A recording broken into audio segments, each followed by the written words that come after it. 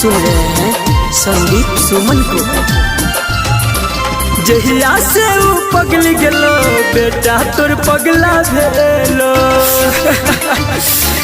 गे माया। जहिया से ऊ पगल गेलो बेटा तोर पगला भेलो।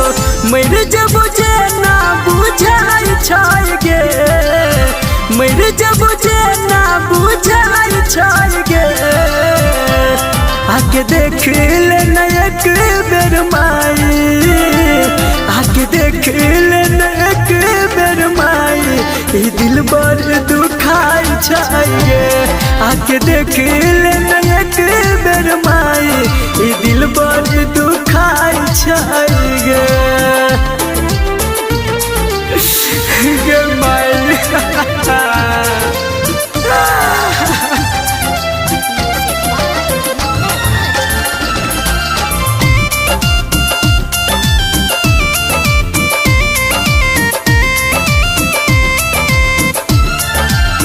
आँख बंद कइला पे आब छो नजर गे।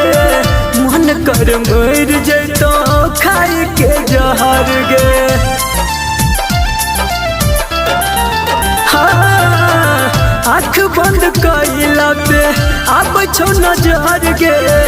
मन कर मर जैतो खाई के जहर गे। भरलोर से नैन गे मिले ने चैन गे।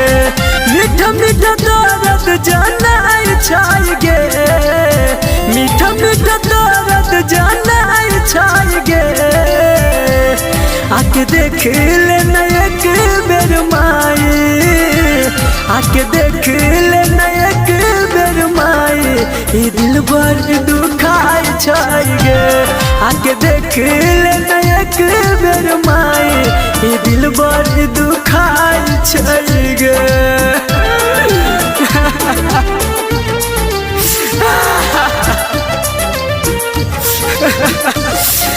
गे माई। आप सुन रहे हैं संदीप सुमन को।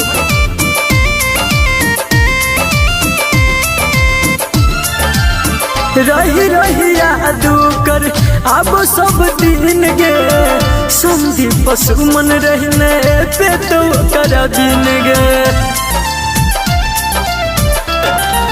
हाँ, रही रही याद कर अब सब दिन गे।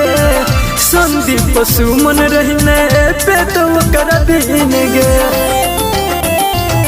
कक दिल सा हमरा डिलेट गे, केल कैने सूरज के लेट गे। राह नहीं कोनो अब सुझाई छाई गे, राह नहीं कोनो सुझाई छाई गे।